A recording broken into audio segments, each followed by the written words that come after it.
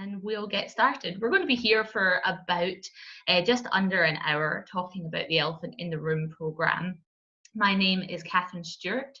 I use the pronouns she, her, hers, and I'm the artistic director here at New Hampshire Theatre Project.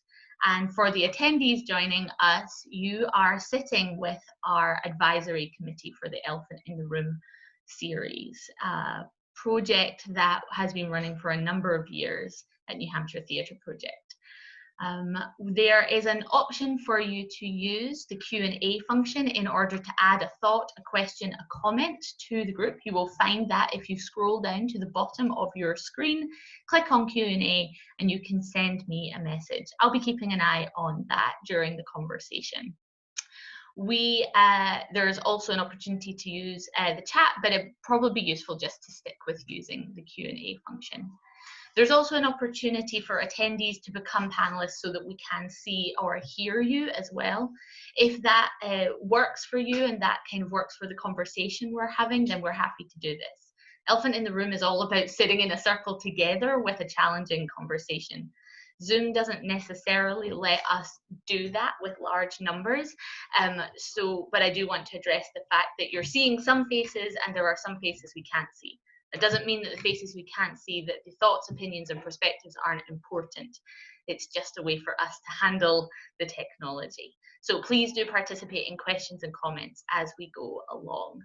But to begin with, we're going to explore what Elephant in the Room really is. But first off, I'm just going to have us go around and introduce ourselves to the panel. We have Teddy Kennett-Bailey, an artist with New Hampshire Theatre Project. Keith Sabella, who advises us on medical and as well as philosophical issues relating to our Elephant in the Room series. We have CJ Lewis, who is a resident artist with New Hampshire Theatre Project. Janice Hastings, our marketing director. Lauren Rosen, who is a theatre maker and an arts worker in the town of Portsmouth, New Hampshire. Tim Barretto, who's been with the project from the beginning, a teacher, an expert in dialogue, a writer as well. And we have Jennifer Kinsey, who also advises on the mental health aspects, kind of the global human aspect of the work that we are doing. And now I'm going to turn it over to New Hampshire Theatre Project's Executive Director, Genevieve Achel. Thank you, Catherine, and welcome everyone. As Catherine said, we're going to co-facilitate this, and we want to hear from everybody. We have kind of four basic topics that we're going to focus on. First, just a quick kind of round robin with our panel about what do we feel is the inherent value of Elephant in the Room. This program was begun in 2017, and it's had a number of different iterations. So we're going to talk about that. And then we're going to review the topics that we've covered over the past 3 years and discuss which of those are still relevant. Some of them may be more relevant than ever. And then what do we think has changed? We had some ideas about what we were going to do for the coming year, but some of that might have changed. And then how the program itself might change in our brave new world. So I'm just going to ask the panel to share what you personally feel is valuable about the Elephant in the Room program. For those of you who might not have ever attended one, basically we do a play reading about difficult topics. Often there are topics that are stigmatizing, that people aren't comfortable talking about in public, or that the general public has misperceptions about. And then we have a conversation about them, and we always partner with different social service organizations to do that. So I'm going to start with Tim. I think we'll start with Tim because he's been in this project from the beginning, and then maybe we'll go to Teddy, and then Teddy, I'll let you choose after that. Hi. I think what drew me in the first place to the Elephant in the Room series was the notion that we could tackle difficult topics with people and have a conversation, have a meaningful and honest conversation where people felt safe to speak. And so that was what drew me to it in the beginning. And also, I've had pretty much a lifelong belief that theater has the power to move us as human beings in ways that other kinds of media can't. And I'm a fiction writer. I value fiction writing as a way to move people. But I think being live in the presence of talented performers and then following that with conversation is really one of the most powerful things I've seen. I'll leave it at that.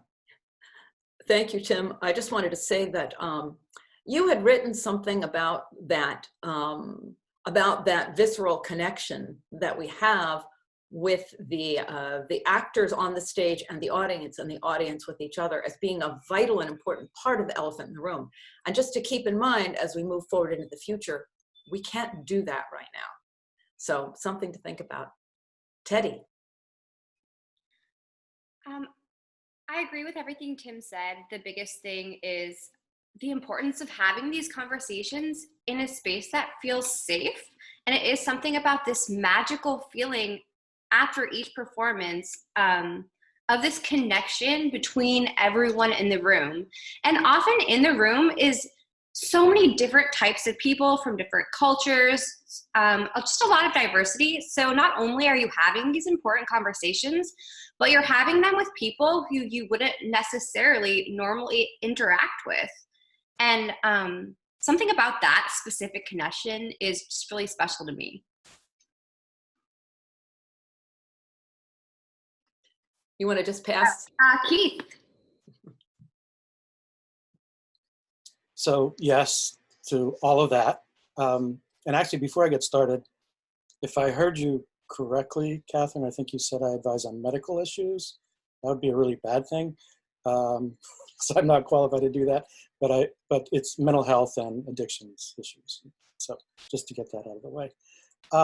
But yeah, I just think there's something about the experience, and Jen, I realize this is challenging right now, of being a part of these plays, of participating and being with really quality theater, and the way in which that kind of pulls people together and kind of softens them up to allow for real conversations around difficult issues, which are otherwise just sort of off to the side in the shadows. And it's out of those conversations that the kind of connections that I think we're all looking for and needing in these times that I just found so powerful and so important.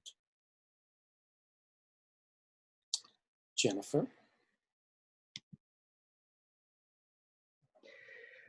I've been involved with NHTP in a lot of different capacities over the last 20 years.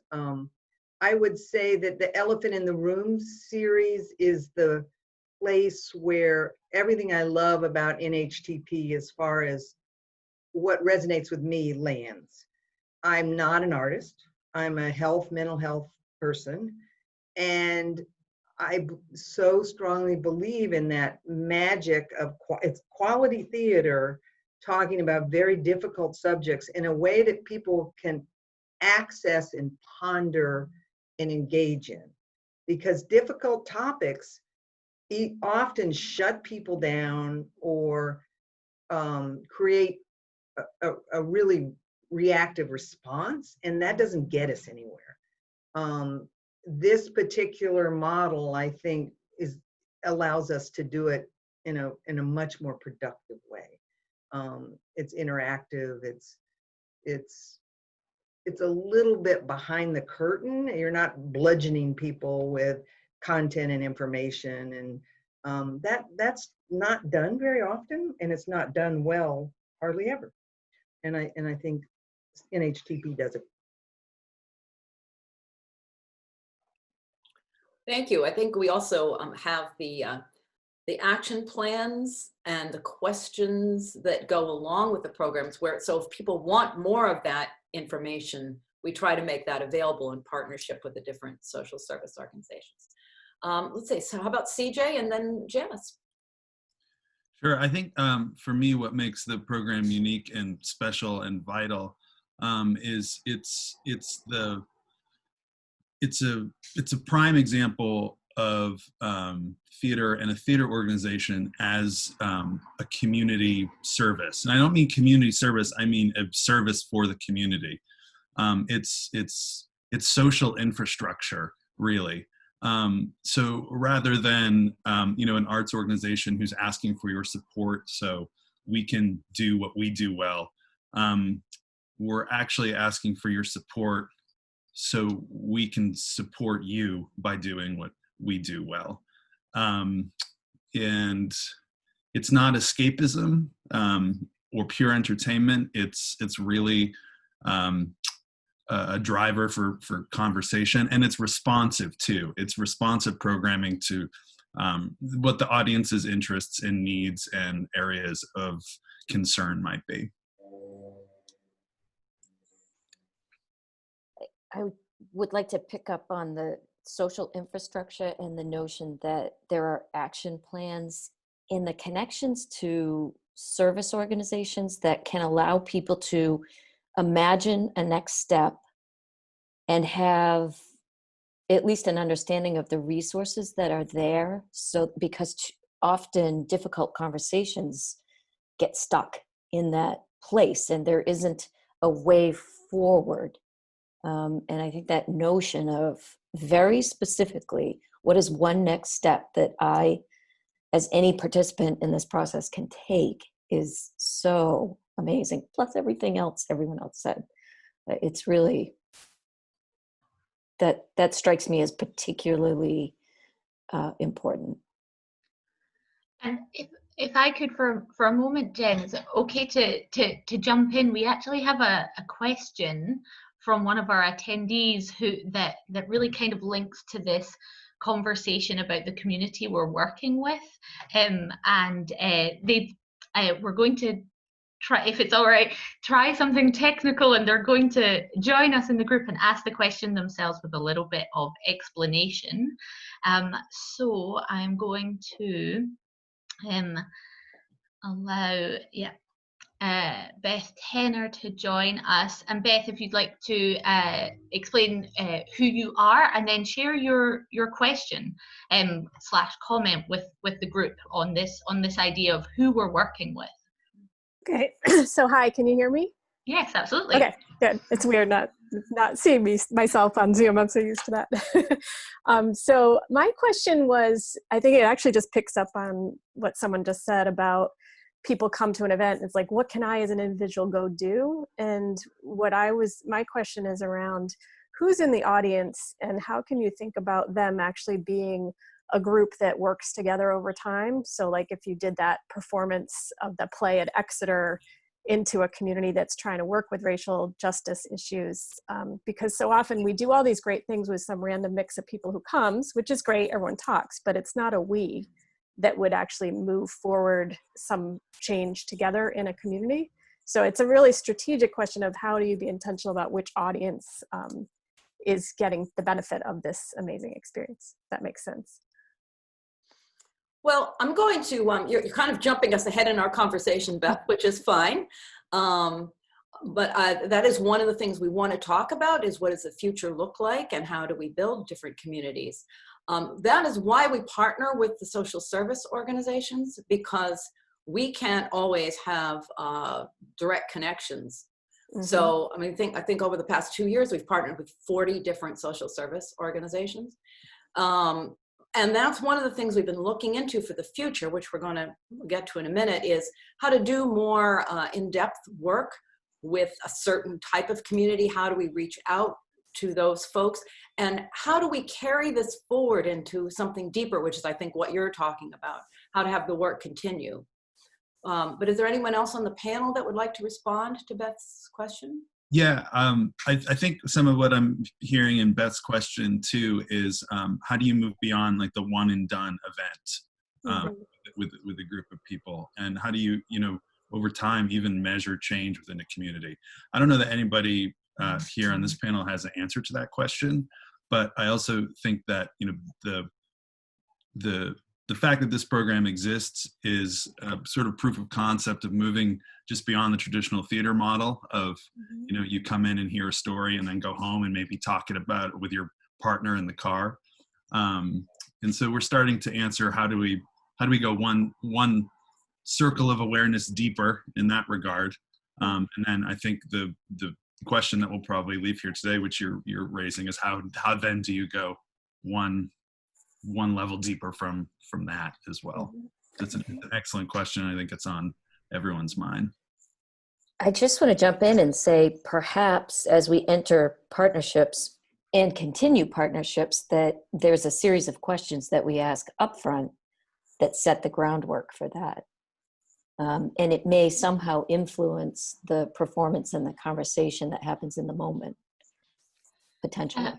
And I've often thought about what is the connection between the process of change, or the theory of change that we have for this program, as in we start with an issue that is isolating in a community that feels isolated or stigmatized, and we are trying to move to some kind of transformation where that issue is not such a great burden, where it is being explored, where it is more open for conversation. What's the relationship between that process and theory of change and the process of theatre?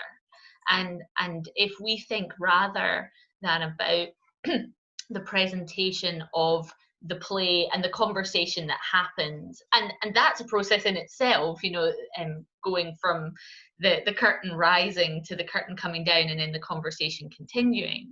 But what does it mean to go all the way back to the very beginning of a theatrical process that might be commissioning a playwright, or it might be gathering a group of artists in a room?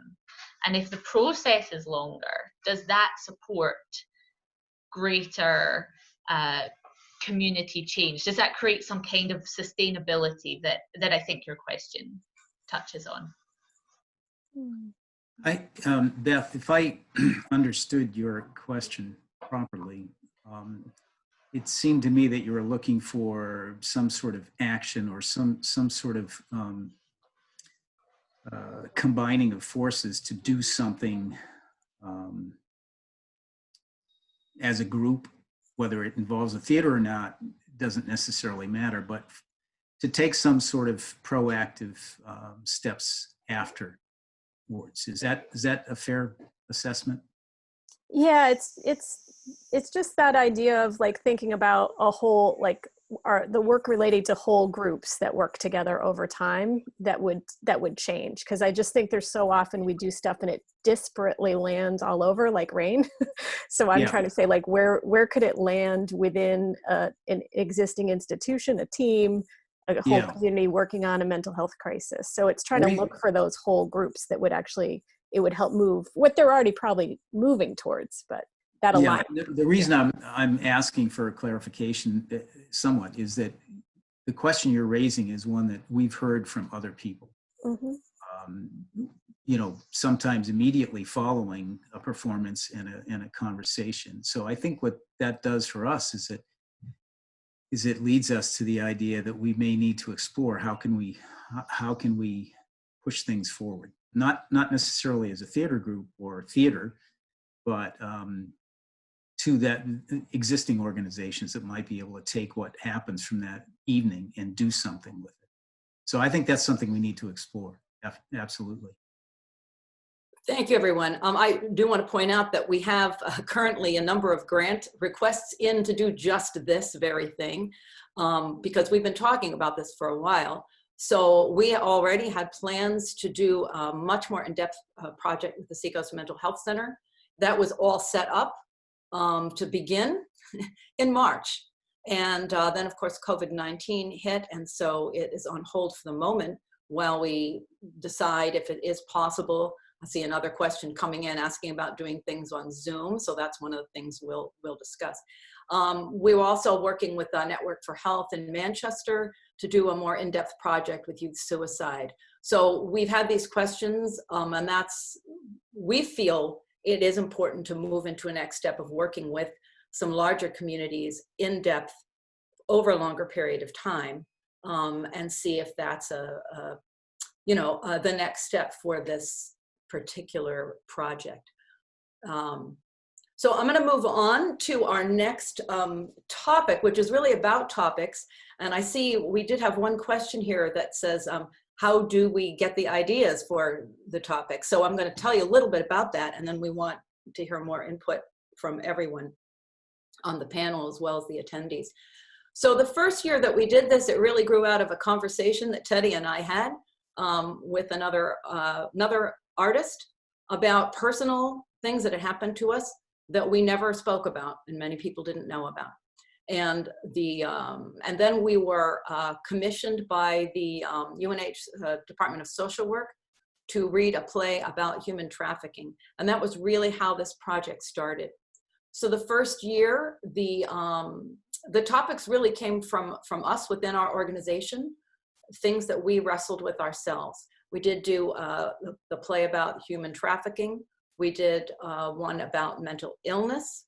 We did death and dying. And then we commissioned a work about the opioid crisis and its effect on families. And that was the piece that really, really resonated with people. The others did as well, but we had a request to tour that the following year. So we did tour that one quite a bit. We also did, based on some of the evaluations and the topic requests, after every performance and discussion, we would get requests. So the next topics were chosen from those. We did eating disorders and body image. We did suicide and self-harm. And we did school violence in school and school safety. And then this year, again, based on input that we received from many different people, we were going to focus primarily on two topics, which was a continuation of the suicide work with an emphasis on youth, and then on anxiety and social isolation. So my next question, which I think I'll put to the panel, and then we'll see what else other people have to say, is, do you think those topics are still relevant given everything that's happening right now, today, and changing moment by moment? Are there other topics we should be exploring? And I'm going to start with Keith, because I remember that you said in one meeting, I've never forgotten this, or perhaps it was when you were a panelist, that you felt that so many of the issues were based on a sense of disconnectedness, and that's why we chose that topic. Yes, and I still believe that, and I think the COVID pandemic has brought that into a much sharper relief, as all of us have felt the issues of disconnection more directly, and even in the midst of taking advantages of platforms like this to connect with others, we bump up against the limitations of that. I think, I think that takes us into a really big topic, though, and I'm not sure how you get a hold of that through what we're doing. And that's just the way in which our society, for social and economic reasons, has come to focus more and more on placing the responsibility and the movement in our own worlds and our own lives squarely on the individual, without recognizing the broader social dimensions of issues and the ways in which they affect all of us. So,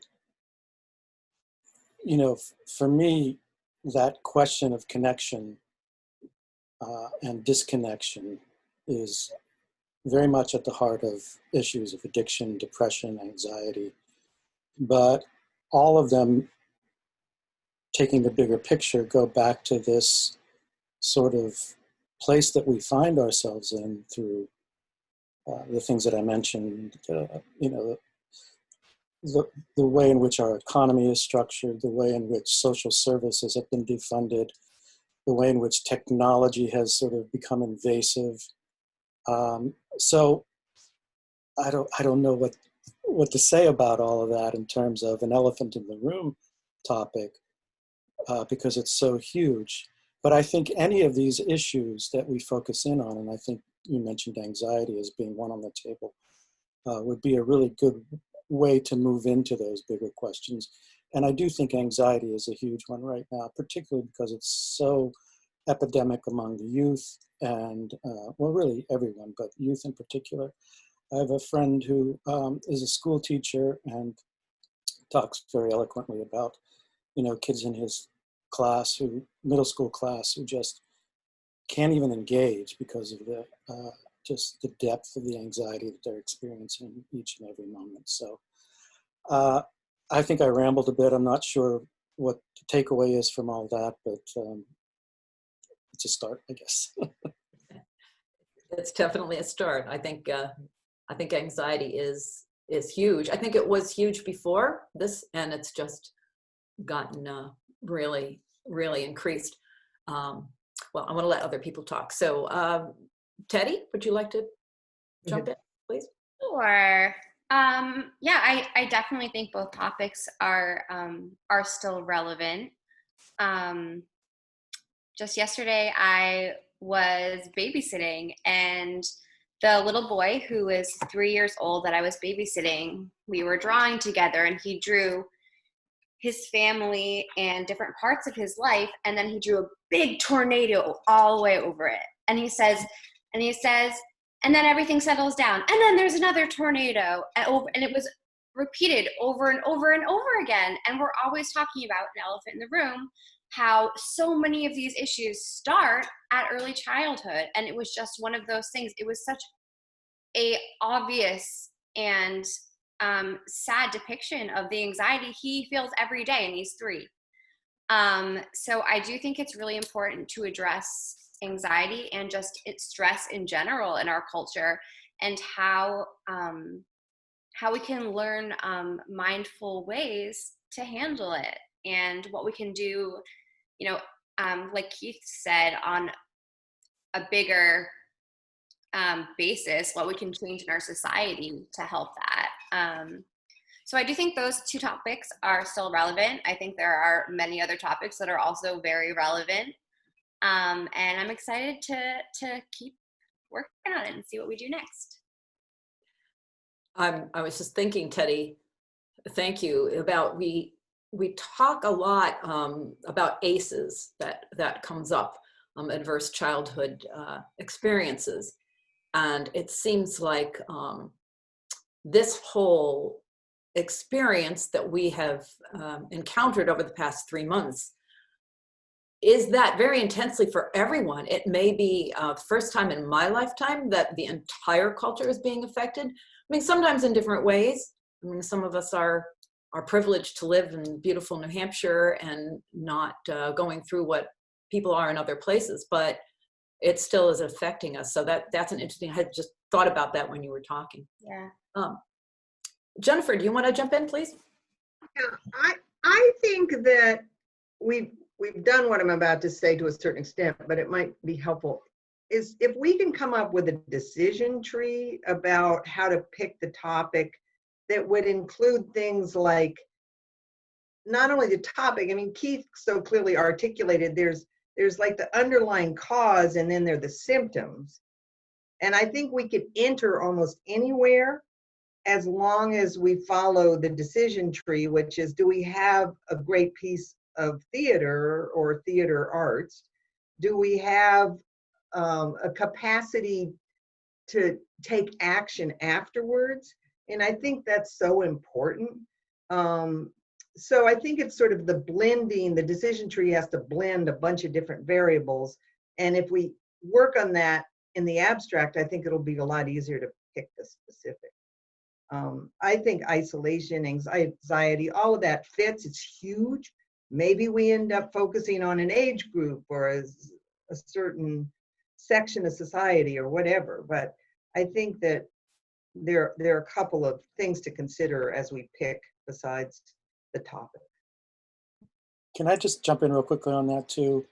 and picking up on something Teddy was mentioning about mindfulness, when we look at actions to come out of what we're doing, I think an important one is not so much what do we do to get out there in society and accomplish things, but how do we foster and facilitate and nurture reflection, introspection, ways of developing individual skills for managing things like depression, anxiety, and so on. You know, recognizing that the social connections are vital, but also that there is a role that we have to take that's more internal, and that, you know, all these things live in our body in ways we're not aware of, and so becoming in touch with that through, you know, resources that help to help us to manage that would be a good idea as well, I think. Yes, yes. The resources as well as the decision tree is, yeah, that's a great way to put that, Jennifer. One of the things when you mentioned, we have a great piece of theater. It's been interesting that sometimes it's the topic first, and often it is actually that, and then we found the best pieces are actually commissioned pieces, because we can then steer where we want them to go.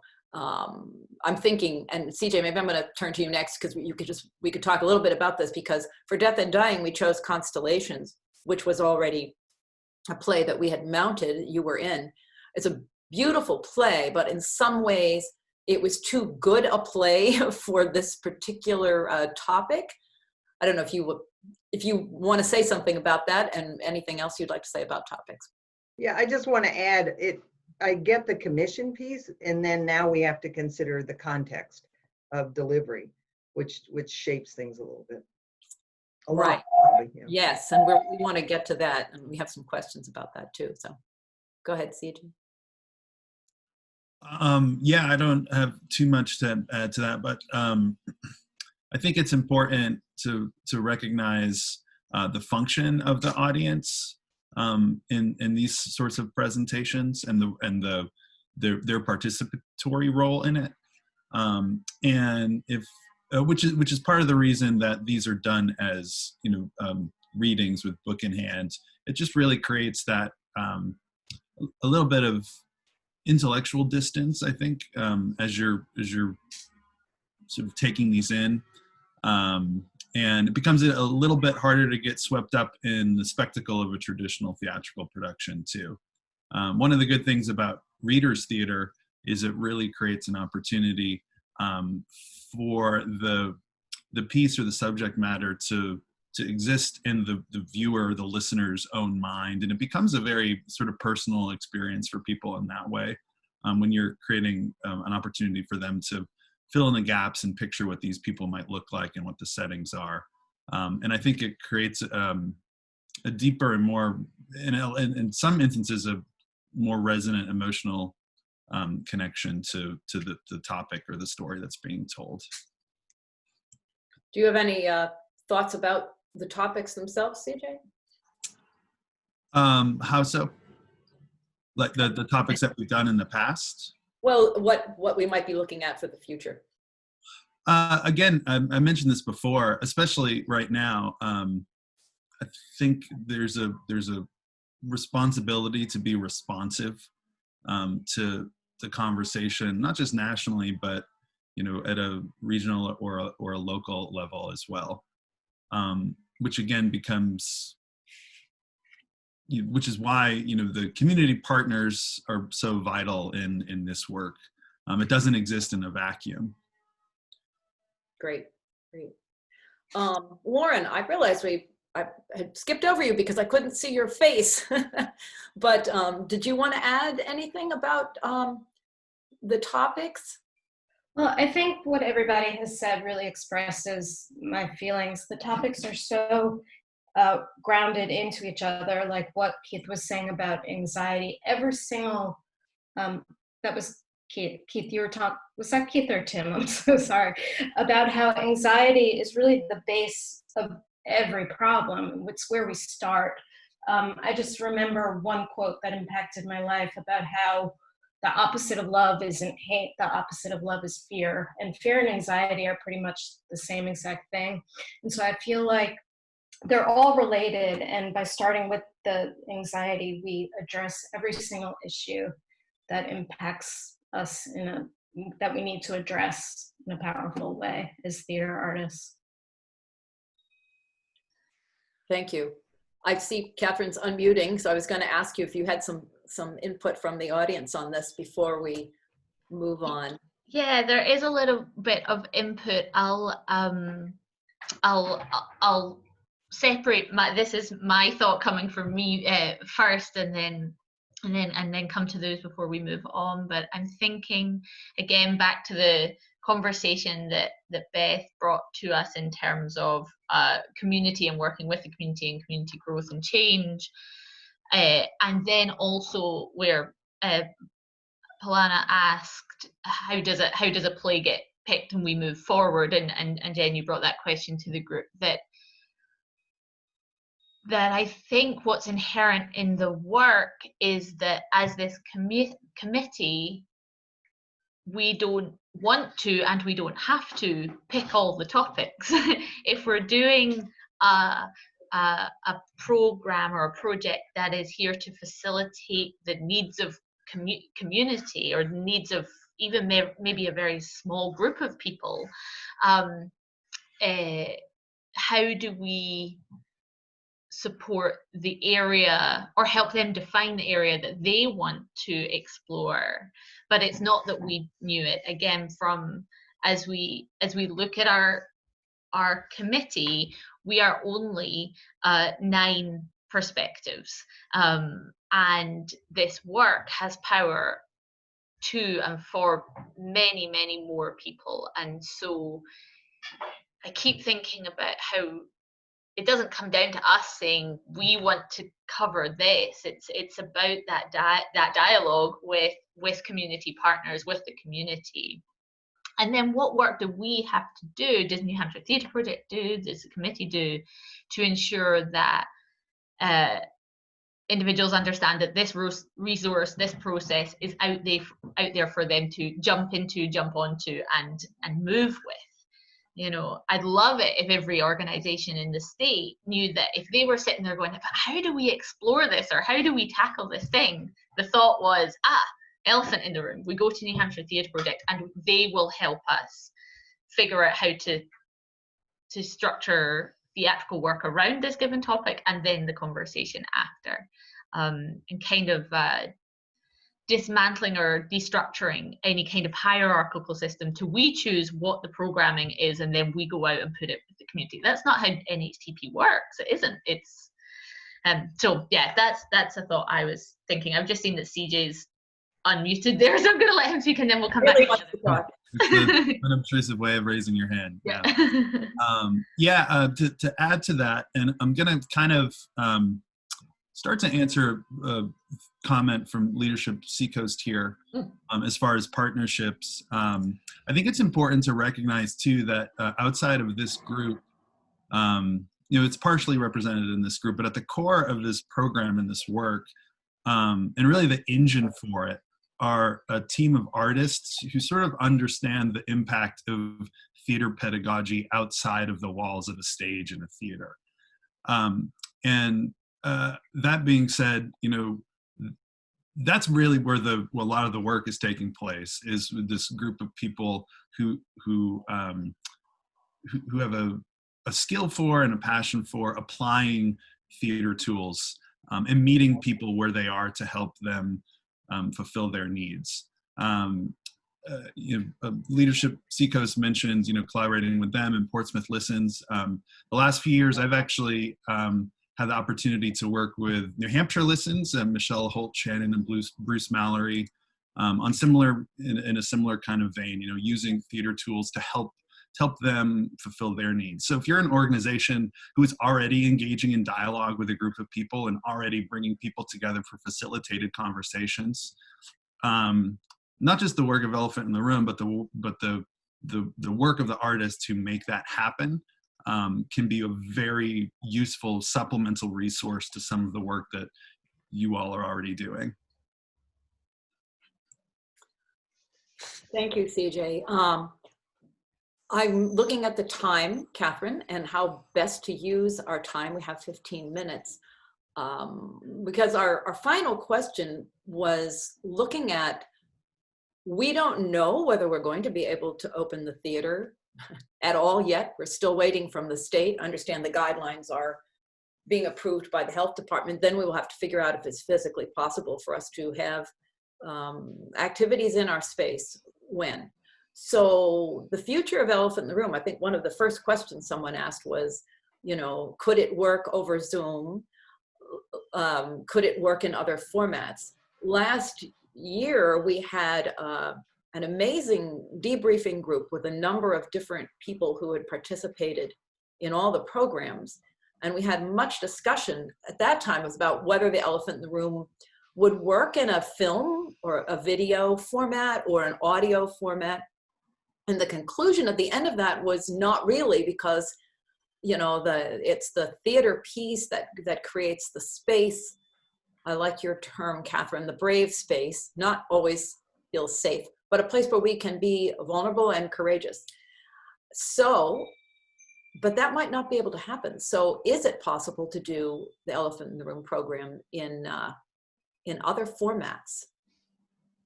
Is there anybody on the panel that wants to speak about that? I think that it's one of those, it's possible. I think it wouldn't have necessarily been preferable for us to do that, but if we do, I think it's really important to put a lot of thought in how to do it well and how to do it right. We had talked so much about the magical feeling of being in that room and having that safe space. And so if we were to move it to a Zoom format or some sort of other online format, I think it's so important to do it really mindfully.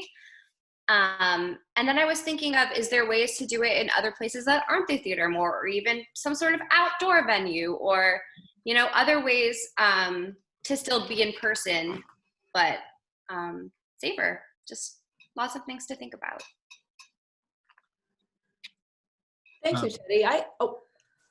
Go ahead, CJ, and then after you speak, Jennifer, I was going to ask you, because I know that as a mental health practitioner, you've moved to a telehealth model that, in fact, Seacoast Mental Health Center has moved completely to that now, and how you feel that works or doesn't work, and whether that's applicable to our work here. So go ahead, CJ, and then Jennifer, please. Just a very quick thought in terms of what's lost from moving into this format. I think it's important to recognize that there's the power and the value in experiencing these moments with a group of people assembled together. Some of my favorite moments in this kind of work are simply the head nod moments. You know, when somebody makes a comment or raises a point. And that starts to happen because it's a sort of a silent affirmation of shared experience, right?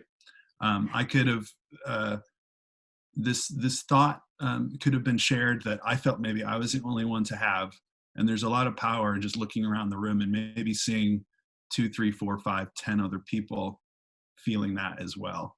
So we haven't figured out a way to translate that to this space yet, but we're all evolving every day, so we'll see what happens. Yeah, I would echo what Teddy said. It's not our preferred method. I think it's definitely possible, and maybe the best way of thinking of it is some kind of blend. I think a group can definitely do better in a remote environment if they've spent some time in person. So maybe there's a way to have a gathering at the beginning, middle, and end, and then do other stuff remotely to keep momentum and keep connection going. And so but we do have to think very hard about how to do that. And there are definitely spaces. I mean, Sophie's barn is wide open and big and redone. So there are definitely spaces to do that if we can't do it in the theater. And maybe we can do a little bit in the theater and a little bit otherwise. And I was going to jump in. Oh, I see Janice as well, but just to say that this is picking up a point from that's in the questions in the comments from Elaine Beauchesne about reaching non-traditional audiences or individuals who may have accessibility challenges. Our theatre space, we knew, was a space that was relatively capable of being accessible for most individuals. However, we also had to understand that that theatre door can be an invisible, a barrier that we don't understand is visible to some people but doesn't feel visible to us, you know. And so we worked hard to think about that. What does the moving online, what does the moving into other spaces or other ways of working do to accessibility? I think would always have to be the questions. In some ways it might open the door. Look at how we're having this conversation now that we wouldn't have necessarily thought of, but there's so much power to having our committee meet with a wider group every now and again, and we're doing that through technology. So just to bring up Elaine's point about how do you reach what might be classed as not the non-traditional audience that isn't a theatre goer or an audience who has perhaps accessibility issues is always top of mind for me, and solutions and keeping that at the front of thought. I was going to say two things, and that was one. And one is that there are segments within disability community who are more connected now than they've ever been because of increased use of technology. So that's one consideration, which brings me to the second, which is about perspective. And what if some of this time when we can't gather, because I so agree that much of the important work happens in person, what if some of the time now is to connect with organizations, take time to commission some of the works that we know are not there. For example, well, I could name a million organizations, but I think there are some topics that we may not have work for that we would like work for. And so maybe it's a little bit of both. Maybe it's, Jennifer, I love the idea of a decision-making sort of matrix or tree about how we get there. Thanks, Jess. I was going to add, I had written the same thing down because we've been talking about that with the, we don't know what this is yet, which is the applied theater workshop that project that CJ and Catherine and I have been working on.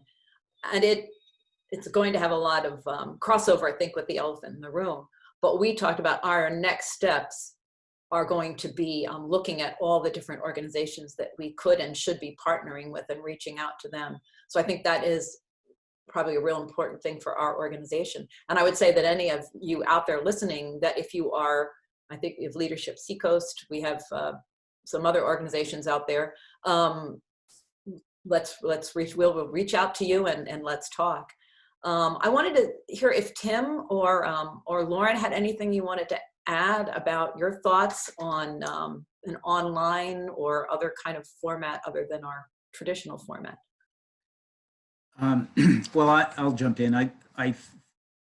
To be honest, I don't think it's possible to find some other format that comes close to replicating what we've been doing. I mean, part of what we've been saying all along is that the reason this has been so successful is that it is an in-person powerful experience. If it had been easy to find some other way to engage people, we would have discovered that. So we need to recognize that at the outset.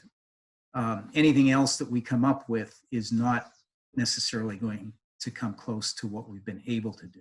That doesn't mean we shouldn't try. And I'm really interested to hear some of the ideas. Maybe it's possible to do something live, but with more space. Maybe it's possible to have it done in such a way that people can engage remotely with it at the same time that there's a physical presentation and conversation happen. That would be something I'd love to explore. The other thing I wanted to just weigh in on is the idea of topics. I think to some extent, Catherine, we've already been trying to get topics from the community. In our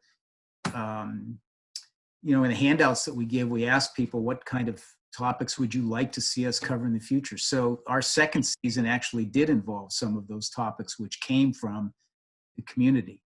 And I would also add, some of the topics we don't necessarily choose, they choose us. And I think that we're living through that right now. Some of the things that we might not have even thought about engaging with even just a few months ago, they're front and center right now, and we need to. And I would agree with Keith. It doesn't matter ultimately what the topic is. All roads kind of lead into that isolation and anxiety. So those are topics that absolutely we need to continue exploring. The vehicles may be different, and the methods of delivery, as I was just saying, may be different from what we've done in the past, but we need to keep exploring that. Thank you. Just really quickly with one suggestion. I like the idea that a couple of people have raised about alternative spaces. Churches might be another option. They tend to have large spaces where people can sit far away from each other, and they've got, they're facing front. There's a place where you could do a reading or a play. So just another option to explore. I was just thinking about the reading we did of Final Thoughts at the Exeter Church. And they had scheduled it in the large church space, which is beautiful. I can't think of the name of that church right now, if anyone else can jump in, but we ended up doing it in the small room off to the side because we wanted the intimacy. We actually sat in a circle, the audience and everybody sat together in the circle. And it's interesting, but here we are in that same position, the intimate space, the bigger space, and could we create that same intimacy in a larger space? I don't just happen to think about that. Yeah. Just if I could just chime in for a second, we did have a much larger space when we did the opioid topic in Manchester in front of that professional organization. What were there, 300 people in the audience? 500. 500, and it turned out to be an incredibly powerful performance and conversation afterwards, once again, even though we were engaging hundreds of people. So that's a point. And one of the things that people said afterwards was it felt so intimate to them. Yeah, that was the point exactly I was going to raise. It was at the Behavioural Health Summit in Manchester, 500 individuals working in the field of recovery and mental health, and intimacy was the #1 comment that we got. And so understanding that the power of theatre can provide that intimacy when we are working to the top level of that craft as well, and then marrying that craft, which actually Tim always reminds us how that craft of theatre is so central to the work we're doing, and that we don't take that for granted, but we have to remember that it's core to what we're doing. Catherine, I'm going to let you end this conversation, which was what we agreed, and if there's more to be had, and if there's anything else from our attendees. Yeah, absolutely. We've got a few more comments that are saying platforms like Zoom, we can split off into breakout rooms or smaller groups as well. We can gather big, we can gather small, something like this. Just lots of innovation happening in the field is one comment. And then also about that, the skill building that happens as the next steps, as the action plans, the coping with isolation, the moving on, social connection and strong webs of community, all being part of healing trauma. And we haven't necessarily mentioned how this work is either trauma informed or trauma responsive, or where trauma fits into the work that we're doing. So I would love to have that conversation more in the future, because this isn't the end of the conversation. The dialogue doesn't end when we all go home at the end of an Elephant in the Room series and event, and it's not happening now. is a community built project and will continue to be. So thank you to the attendees for coming and sharing your thoughts. This session was recorded and will be on our YouTube page within the hour, hopefully, and you will be sent that link, and please do share it. We really want to be exploring what the possibilities for this program are right now. We've had so much support in recent years, and there's a lot of opportunity to do so much more great work. We have a comment here that I wanted to share as well, just at the end, where an attendee was wondering about the role of theatre, and in particular New Hampshire Theatre Project. And perhaps theatre is to create a space of community conversation and creative disorientation, which leads to changes in consciousness rather than engaging in the change itself. The space is not safe so much as held with compassion to experience some disquietude in the community. I think that's a thought to ponder as we leave. We can't always be assured that a space is safe, but we can work towards it being a brave space where we respect every individual and every perspective brought to the table.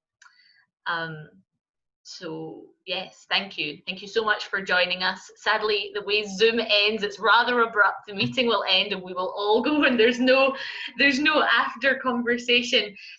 So just to say thank you, and let the conversation continue via email, and then when safe, in person. Thank you, everybody.